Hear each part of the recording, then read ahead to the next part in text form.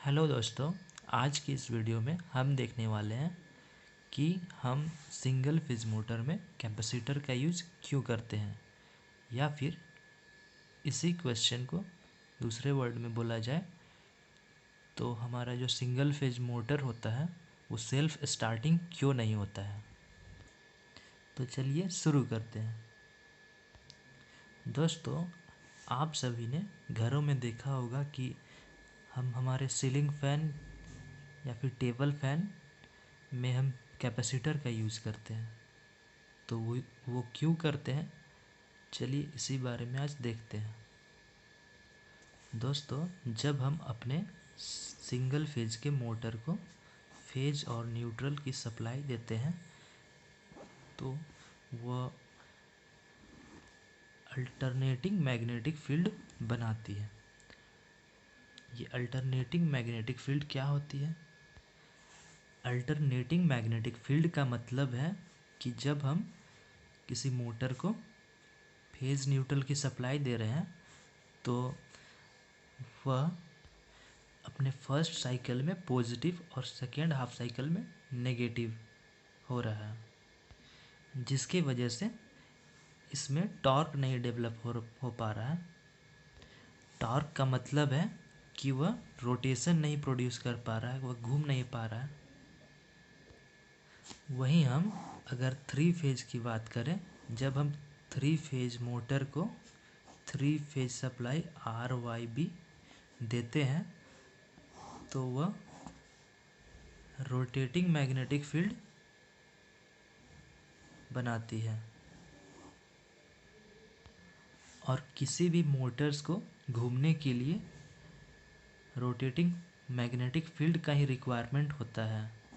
इसी वजह से हमारा थ्री फेज मोटर आसानी से घूम पाता है और इसमें कैपेसिटर का यूज़ नहीं होता है।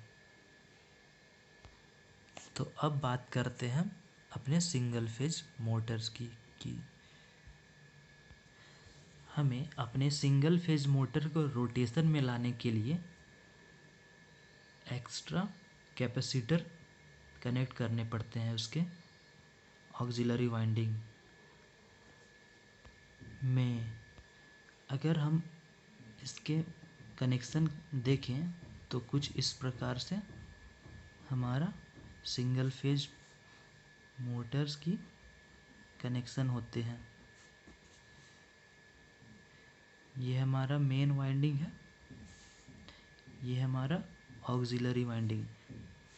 मेन वाइंडिंग को हम रनिंग वाइंडिंग भी कहते हैं और ऑक्सिलरी वाइंडिंग को स्टार्टिंग वाइंडिंग कहते हैं।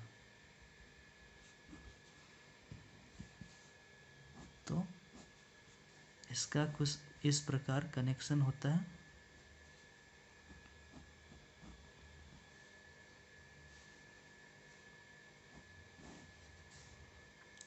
इसमें हम न्यूट्रल की सप्लाई देते हैं, इसमें हम फेज की सप्लाई देते हैं। अब हमारा सवाल ये है कि कैपेसिटर ऐड करने के वजह से वो घूमने क्यों लगता है? ऐसा क्या होता है कि मोटर में रोटेशन आ जाता है? तो मैं आपको बता दूं कि किसी भी मोटर को घूमने के लिए मिनिमम 2 फेज का रिक्वायरमेंट होता है और हमारा जो कैपेसिटर होता है वो एक सेकेंड फेज की तरह वर्क करता है और फेज शिफ्ट होने के वजह से ही हमारा जो अल्टरनेटिंग मैग्नेटिक फील्ड है वो रोटेटिंग मैग्नेटिक फील्ड में बदल पाता है। तो अभी आपने देखा कि किसी सिंगल फेज के मोटर को चलने के लिए रोटेटिंग मैग्नेटिक फील्ड की रिक्वायरमेंट होती है, जो कि हम कैपेसिटर का हेल्प से डेवलप कराते हैं। जबकि थ्री फेज मोटर में विदाउट कैपेसिटर ही हम रोटेटिंग मैग्नेटिक फील्ड डेवलप हो जाता है, क्योंकि इसमें थ्री फेज अप्लाई किया जाता है, जिसके वजह से रोटेटिंग मैग्नेटिक फील्ड डेवलप होते हैं। तो मैं आशा करता हूँ कि मैंने जो आपको बताया वो आपको समझ में आया हो। ऐसे ही इंटरेस्टिंग वीडियो के लिए मेरे चैनल को सब्सक्राइब करें। Thank you, thanks for watching.